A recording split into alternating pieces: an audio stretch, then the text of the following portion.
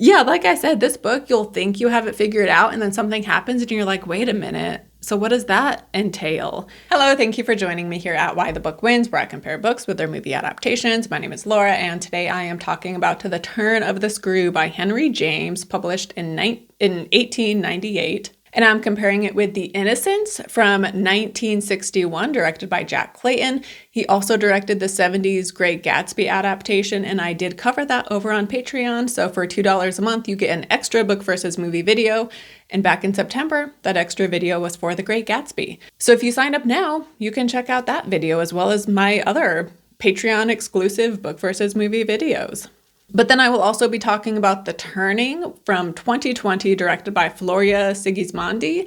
And this is a looser adaptation, but it is definitely one I want to talk about. So I will focus on The Innocents and The Turn of the Screw first. And then after I talk about those, I'll talk about The Turning. And I had wanted to talk about Haunting at Bly Manor as well, which is another adaptation, but that is a TV show. So it's 8 hours, and I just didn't have the time to watch it. So if this video does really well, then I will watch it in December and make a follow-up video. So yeah, we'll see if I end up making a video on that or not.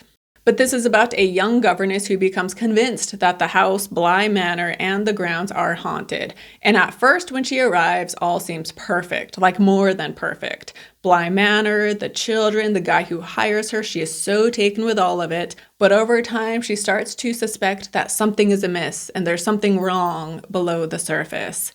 And this brings me to Ana Luisa, because their Black Friday deal is so incredible. Too incredible that I thought there must be something amiss, because how can jewelry that is this high quality and long lasting and tarnish free, and they already sell it for very reasonable prices. So considering all of that, how can this Black Friday deal be this good? There must be something amiss below the surface. But no, it really is that good. So for Black Friday, you can get 25% off when you spend $65. 30% off when you spend $130, plus you also get a free gift, and then you also get a free gift and 35% off when you spend over $175. So I have a link in the description. Click that link as soon as possible so you can take advantage of this incredible sale, this incredible deal they have going on. My necklace, my earrings are from Ana Luisa, and I love their jewelry so much. I wear a lot of it, so even in videos where I don't shout it out, I'm often wearing Ana Luisa, especially with the necklaces. I love their necklaces, but I have a lot of earrings by them too. I am a gold person, as you can tell, but obviously they have a wide variety of jewelry, not just gold. And yeah, it really is just all so beautiful. And I have pieces that I've had for a while now, and they are still just as beautiful as the day they arrived. And so I definitely think you should check out their website now while they have this Black Friday sale going on, and you can buy something for a loved one. Of course, the holidays are here, so it's a good time to get your shopping done. But also if you want to buy something for yourself, right? And a sale like this only comes once a year, so it's a good time to take advantage of it. And so I just want to thank Ana Luisa for wanting to work with me again this holiday season. Their jewelry is just so elegant and classy and timeless, and I love them so much. And so yeah, again, the link is in the description, and I highly suggest you give them a look and again, buy something for yourself or someone else. But to continue with The Turn of the Screw, so I do want to have a spoiler-free section because I really enjoyed all three of these, and so I want to convince you to check them out. But since it is a haunted house mystery, I want to share some spoiler-free thoughts so I don't ruin it for you. But first of all, I wanted to say that the book was reminding me of The Breathing Method from Different Seasons by Stephen King. And I do know that Stephen King is a fan of this book. So obviously that is what inspired the way he bookended The Breathing Method. But yeah, this has been adapted many times, but the two movies that I watched did not start the same way the book does, because the book begins around Christmas time, which makes it a fitting time to cover this since we're approaching Christmas. But back in the day, it was tradition to tell a ghost story at Christmas. And so we begin with someone telling a ghost story involving a child. And when they finish, the listeners are like, oh, wow, like when a child is involved, it's so much more effective. And there is a guy there who doesn't often open up about himself and he doesn't share much. But he's like, I have a story, a ghost story that involves 2 children. So it's twice as effective as that story you just heard. And so they're all very curious to hear this story. However, he makes them wait because he has the story written down. And so he wants to have the actual copy before he shares it. And so they all have to wait, and they're so anxious to hear this guy's story. And that is very similar to how the breathing method begins. And I love the way the breathing method is bookended with this club. And so it was so cool to read the story that had inspired that. But the turn of the screw, unlike the breathing method, is not bookended in this way. We just begin with this, but then once the story within the story ends, the whole book ends, and we never return to those original people telling the story, which I was surprised by. And then I think it's safe to say that The Others with Nicole Kidman was also heavily influenced by this book. And in the book, they often talk about, quote unquote, the others. So clearly the scriptwriter was nodding to Turn of the Screw with the title alone. And while The Others is a different story, there are quite a few parallels. And so if you like The Others, you should read Turn of the Screw. And yeah, the book, It is one that will stick with you. It's very ambiguous for one, and so you're just constantly thinking. And then there is no one right answer to this. Henry James wrote this with the intent to leave it open to whatever your interpretations are. And there is a lot he does not reveal, and that's one of the reasons Stephen King loves it, is because it's about what isn't told to us. It's about what isn't shown to us. And I have my theories, and yet every time I think I have it figured out, something else will pop into my head and I'm like, well, then what was with that part or with this part? And so it'll keep you thinking. And yeah, it was also very creepy and atmospheric and very unsettling. And yeah, I thought it was fantastic. And I have covered Henry James before. He wrote Washington Square, which was adapted into The Heiress. I prefer The Heiress or Washington Square, like the writing style. But they're also just 2 completely different stories. And so it's also just hard to compare them, even if they are by the same author. But yeah, basically, I just love Henry James' writing. And so I'm so glad I finally read this one. And then The Innocents, I have heard for years how amazing this movie is, and I would agree, I thought it was fantastic. Deborah Kerr was really good. I have never seen her, I've seen her in dramas, but I've never seen her in horror, thriller, ghost stories, and so this was very different for me to see her in this, but she captured the character so well. And then the child actors were amazing, particularly the boy played by Martin Stevens. I was blown away by his performance. He was incredible, but the girl Flora was also impressive. So yeah, very atmospheric, and I would highly recommend this. I watched it on YouTube, by the way, because it's not available to stream, at least not the streaming services I have, but it's free on YouTube, so that's cool. And then The Turning I watched, and I quite enjoyed it. I thought it was pretty good. It's not a 5-star movie, but I still liked it. And then I went online to see, both on Letterboxd and on IMDb, this has gotten abysmal reviews, which I was sort of surprised by. And yes, the movie does end very abruptly.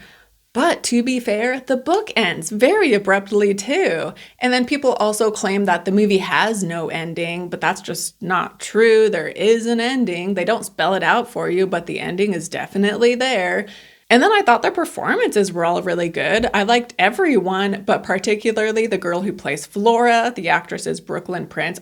She was a huge standout. I was so impressed with her. And yeah, it's just so atmospheric. It's very spooky. I will say there are way too many jump scares, so that's, takes a point away because I just got so tired of those. But it's still very unsettling, very creepy, very confusing, which again is like the book. And the movie also updates the story to be in the 90s, which I personally love an adaptation that changes the time period. There's some where maybe changing the time period just doesn't work, but generally speaking, I actually really like when adaptations do this. And so yeah, I'd recommend all 3 of these. And honestly, if you choose to just watch my video all the way through and then go and read or watch one of these, the story won't be ruined for you, because if anything, knowing the reveals will help you keep an eye out for certain things you wouldn't have otherwise noticed. And so there is something about going into a movie or book cold, right? And just experiencing everything brand new. There is something to that.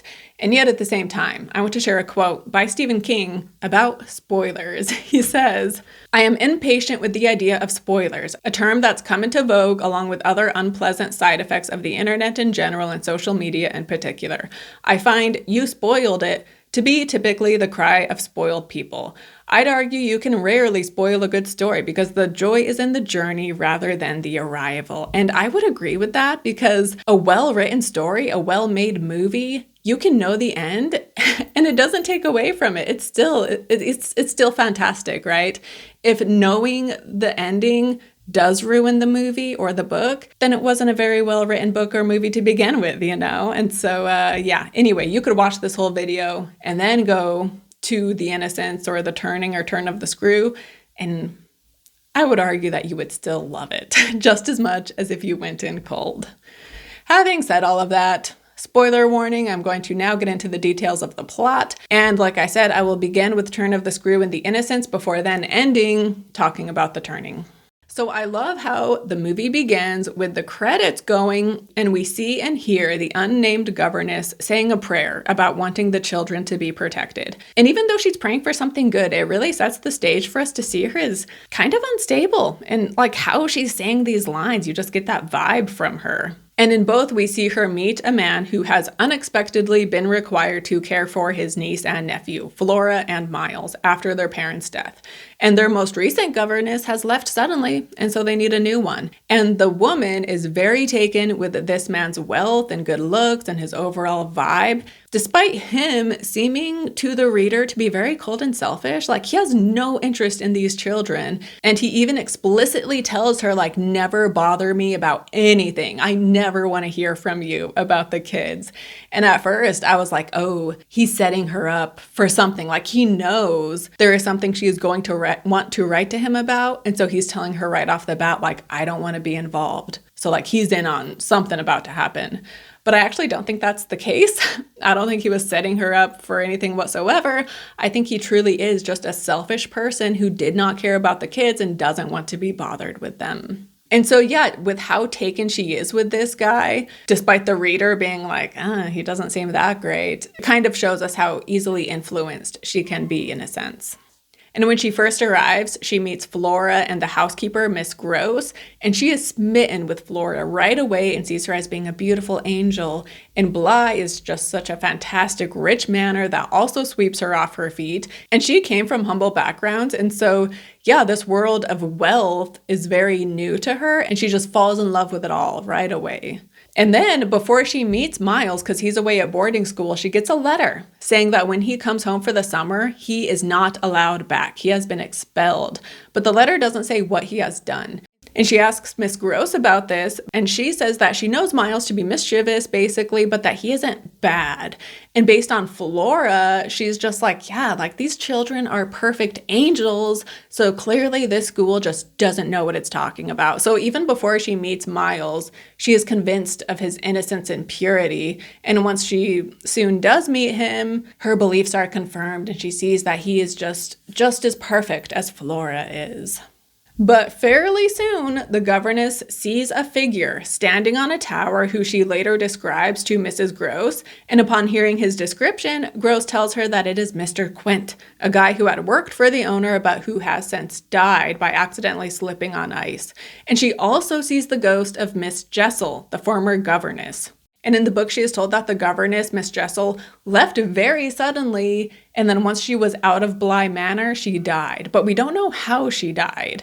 Whereas in the movie, they say that Miss Jessel committed suicide in the lake on the grounds of Bly Manor. And she also learns that Jessel and Quint had a relationship, which was unseemly. In part, it's a premarital relationship they had going on, but also because Miss Jessel was more of a lady, whereas Quint was seen below her in lower class. And she hears that Jessel and Quint would spend a lot of time with Miles and Flora. And as the governess sees the ghosts more and more, she is convinced that when they were alive, Jessel and Quint were trying to corrupt the children, and now that they are dead, they are still trying to corrupt the children from beyond the grave.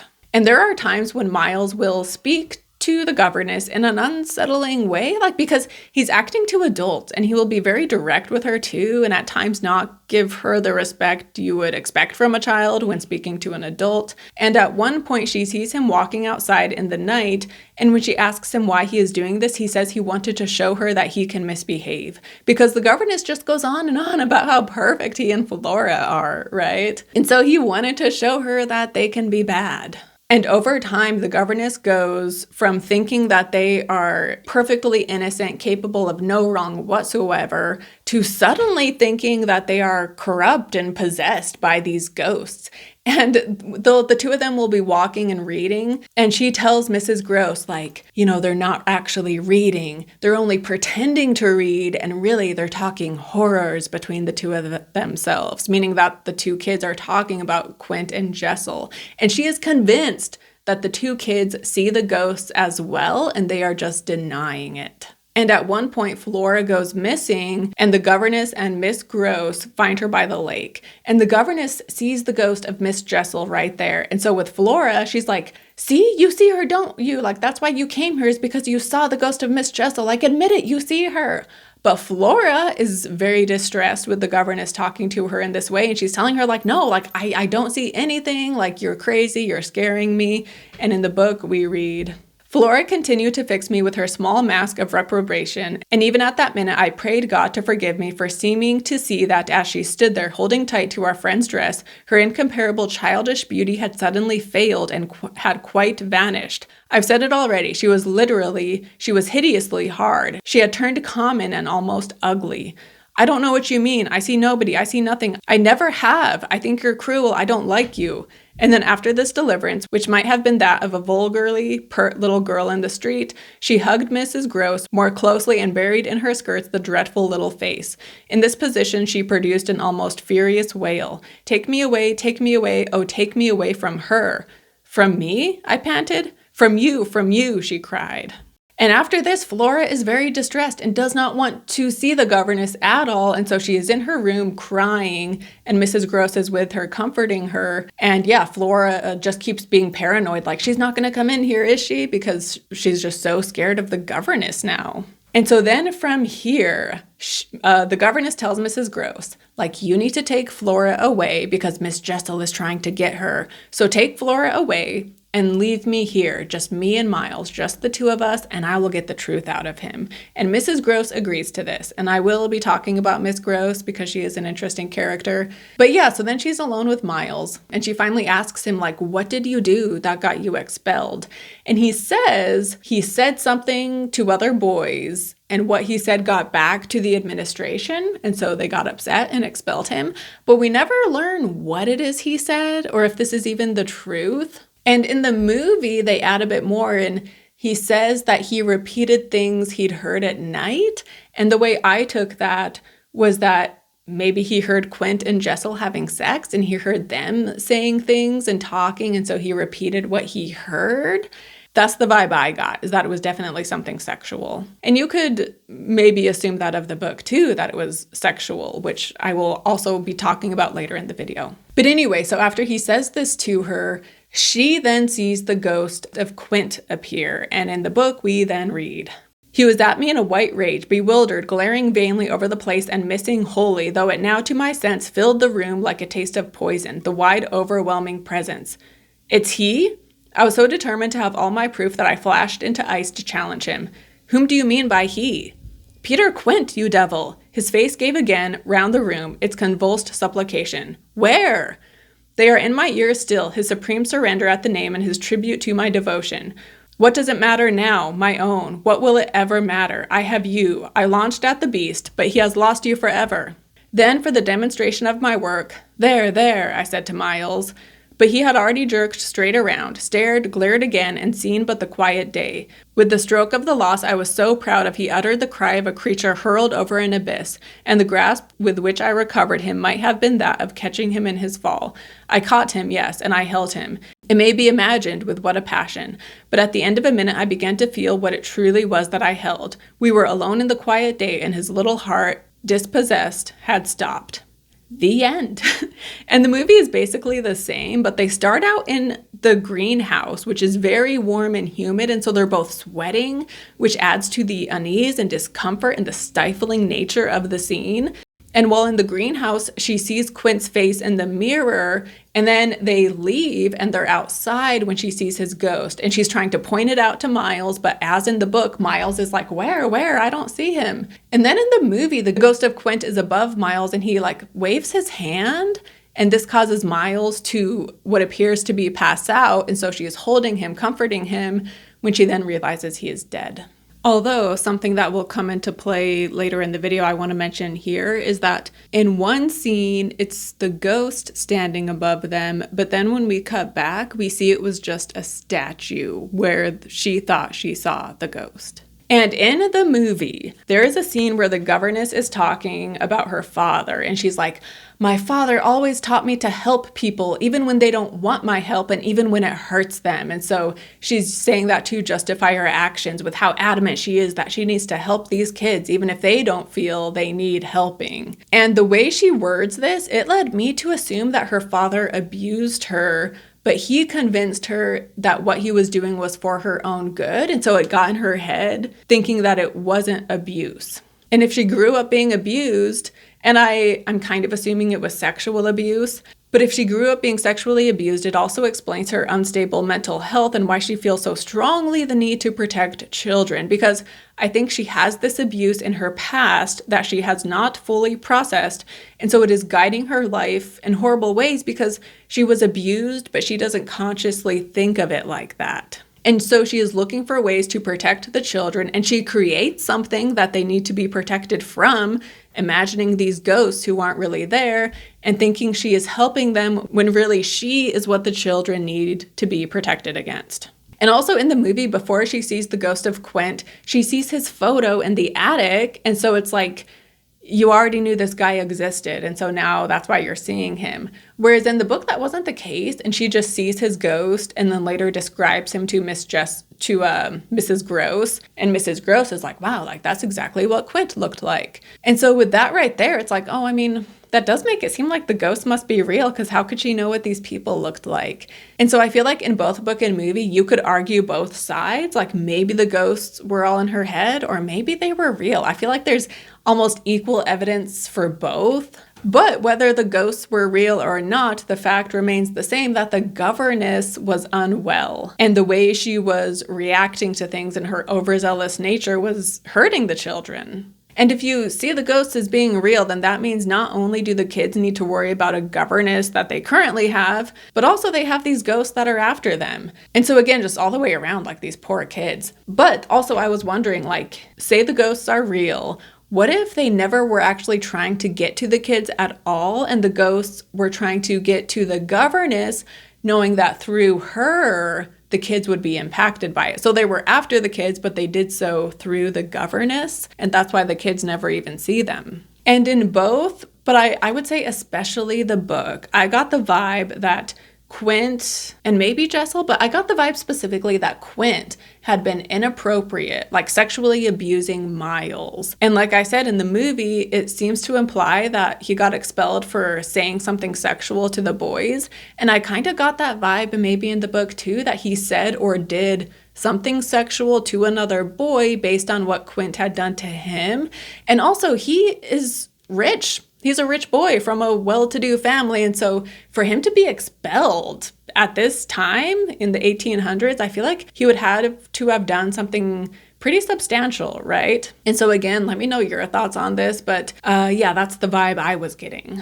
And both children, Flora and Miles, they have no adults there for them. Their uncle is absent and literally does not care about them. And then the help he has around the manor, Quint, he's shady and messed up in his own way. And then the governess, who, when she first arrives, she is so taken with the children, but even that isn't very helpful because she's not seeing them as who they are. Instead, she's seeing them as, she's putting them up on a pedestal, being like, oh, they're such angels. They're so pure. They're so perfect. They're so innocent. They're so incapable of doing anything wrong ever. And so that's not a healthy way to view them either. And that's why he feels the need to rebel at one point, because he wants to show, like, I'm just a boy and she's just a little girl. Like, we're just humans. We're not as perfect as you like to make us out to be.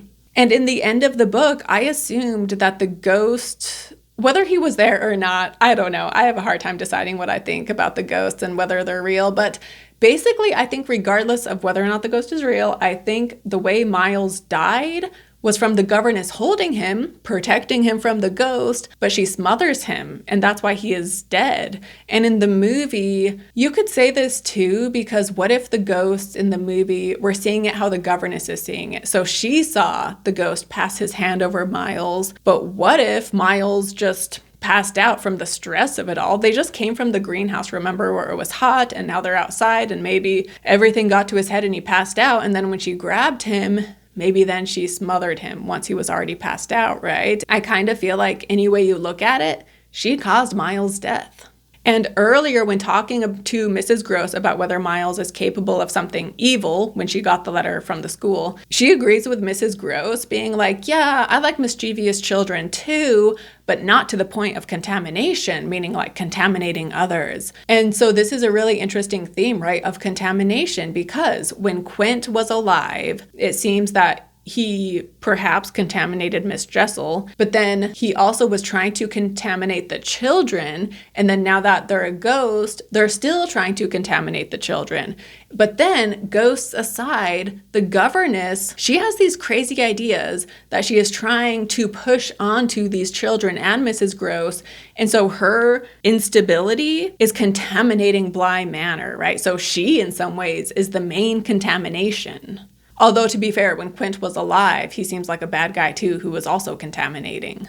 But then also I wanted to circle back to when Flora says she does not see Miss Jessel, and how in that moment the governess is suddenly like, wow, she was no longer a beautiful child. She now looked ugly. And so once Flora was adamant, like, no, I do not see this. I never have. You're scaring me. So once she was being so strongly against the governess, suddenly the governess saw her as being so ugly. And so I think that represents a change not in Flora, but it's within the governess, seeing how Flora is someone she can no longer convince of what she believes to be true. And so she starts seeing her as ugly when she won't go along with what the governess wants. And in the movie at the start, when she is hired by that guy, he asks her if she has a good imagination, and she says yes. And so clearly we know she's capable of making stuff up and getting herself to believe it. But also in the book, it specifically says that she goes on these evening walks around the grounds, and how she liked to imagine coming upon a man.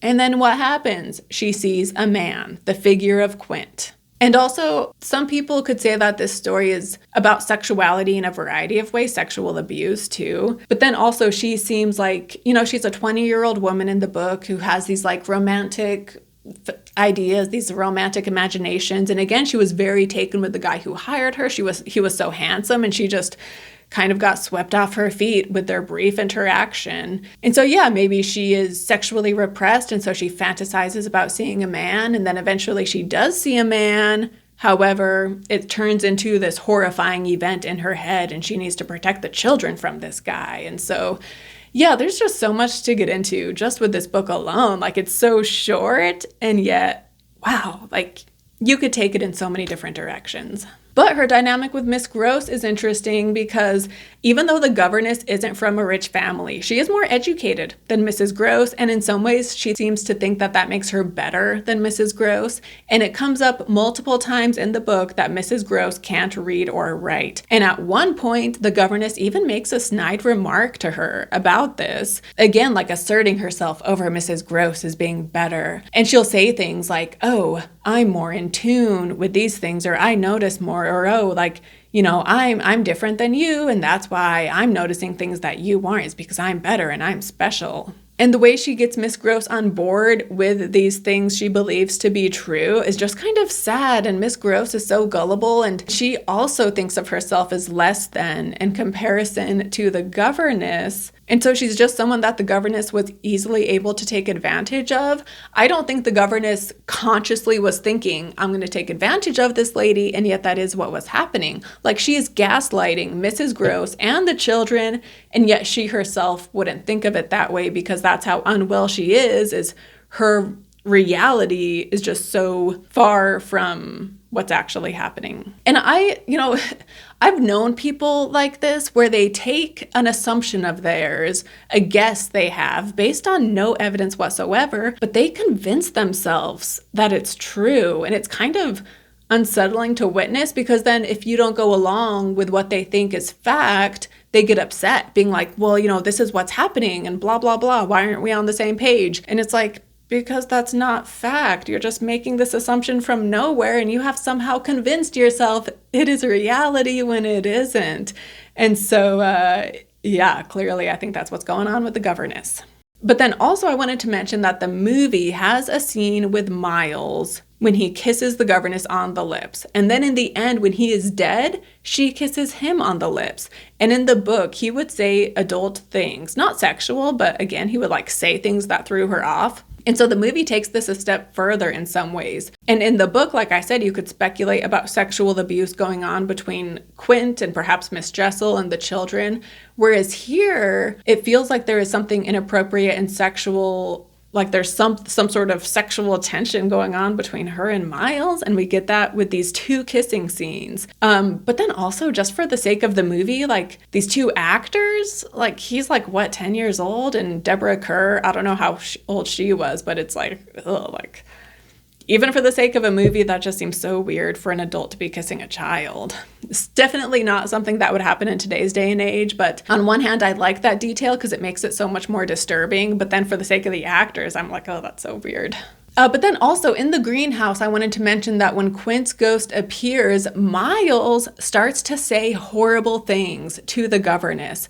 But then once they're out of the greenhouse and the ghost isn't around, Miles apologizes, and the governess thinks that Quint's ghost was possessing Miles and causing him to speak that way. But remember, he got in trouble for saying something. And so I feel like, was he under Quint's influence, or is this just from Miles himself and it's showing what he's capable of saying and doing? And maybe it's also reflecting on why he got expelled. But anyway, let me know your thoughts. But then I want to come back to the beginning of the book, because the guy who is telling the story, he says that he was told this story. So this story happened to his sister's governess. And so when she eventually met him, she took a liking to him, and she revealed this past experience she had at Bly Manor.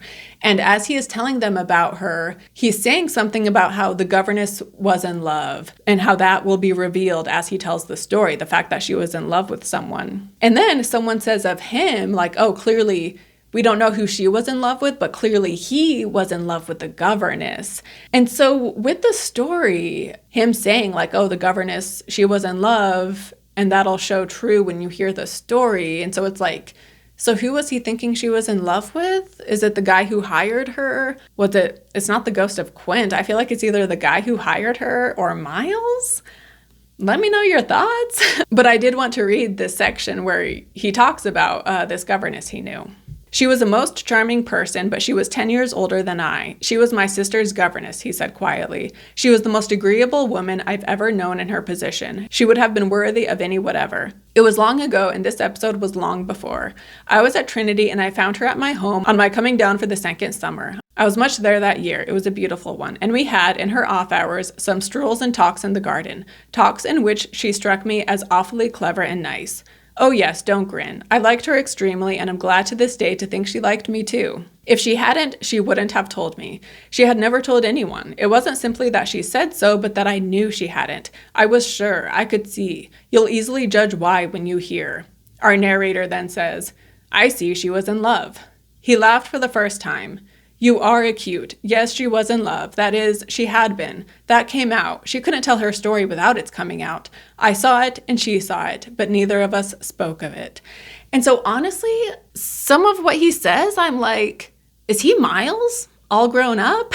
He has a different name, but for the sake of the story, he could have switched names, right? And that makes me question everything, because then I'm like, if he's actually Miles, then obviously he didn't physically die in that climax of the story.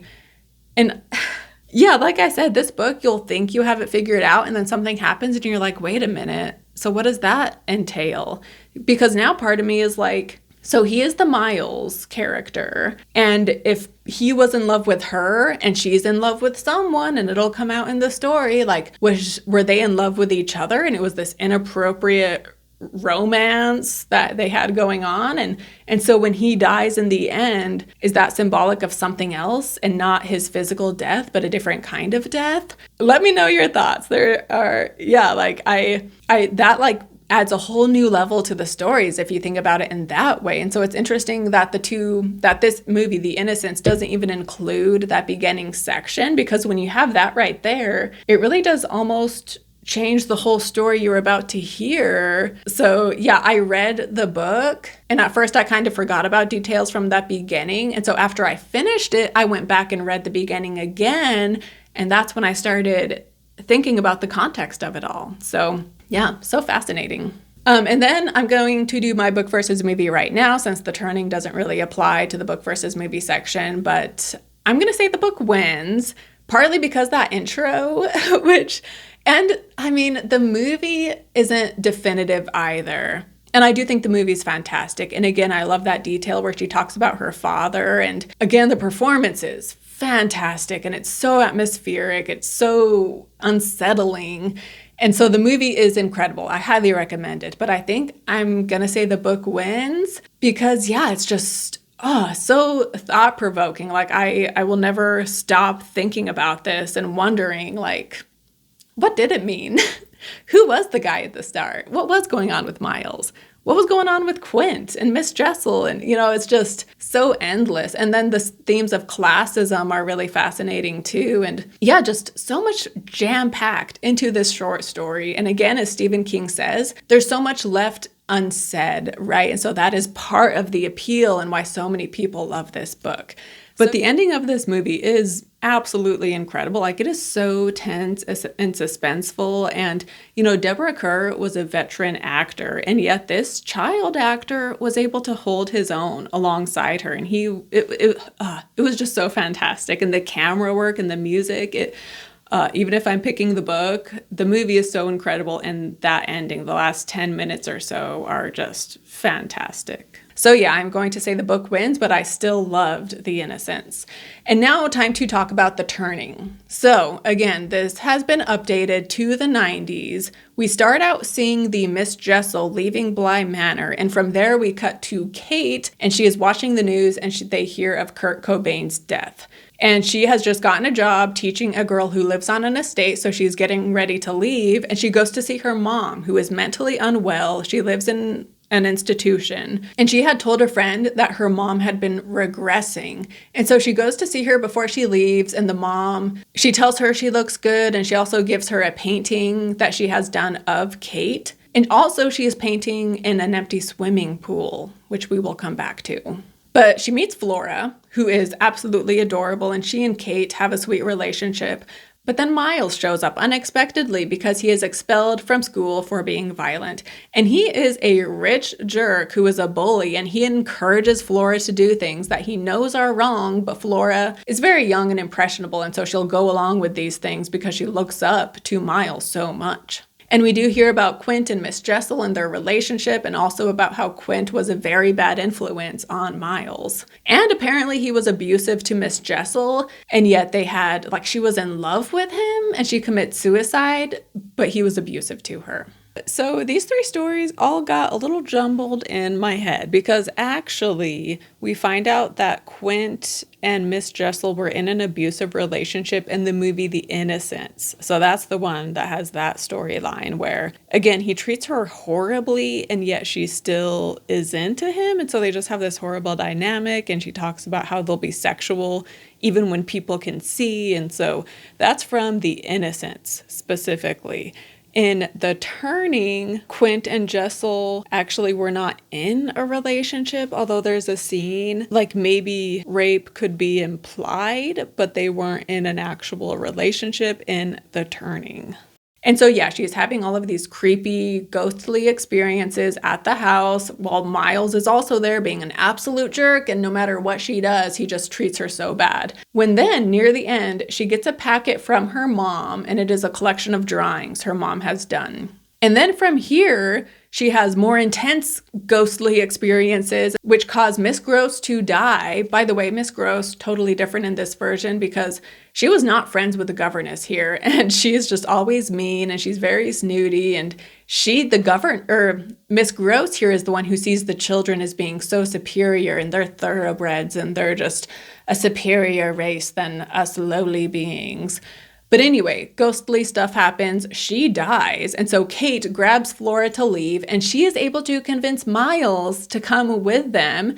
And so the three of them are in a car. They're leaving Bly Manor when then we cut to one of the drawings she got from her mom, just like 15 minutes earlier. And the drawing was of them leaving the estate in the car. And we then see that after she got these drawings, in reality, what happened was that she went to where Flora and Miles were, and she sees the ghost, and she tries to convince Flora of it and be like, I know you see it, I know you do. And Flora is scared and crying, and she's saying she doesn't see anything, which is the scene from the book. And so from there, Miles takes Flora away, and Flora is like, oh, like she scares me, she's crazy. And throughout the movie, I had been thinking like, oh, Kate isn't mentally unwell like she was in the book. Like nothing led you to think that. She seemed very stable. It seemed like the things she was seeing were real, and also Miles was just so horrible. And so it all seemed legit. And yeah, she has a mom who's mentally unwell, and so maybe she has that fear within her, and yet I never doubted her sanity. And then we get this scene in the end when we realize like, wait a minute, she actually is kind of like the character in the book who isn't all there. And then after this scene, when she upsets Flora, we then cut to her in the empty pool where her mom was painting, and she sees her mom from behind working on those drawings. And then the mom turns around, and we do not see the mom's face, but Kate sees her.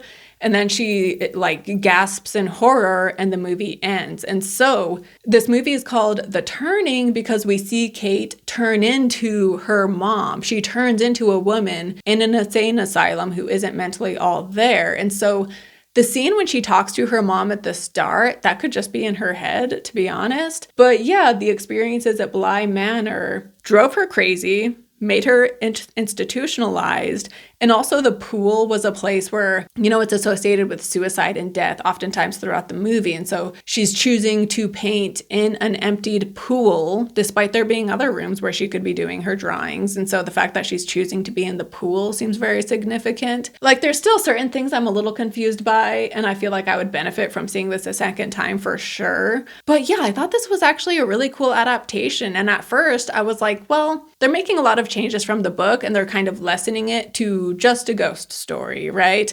And it's very creepy and atmospheric, and that creepy replica of their grandma was so ill.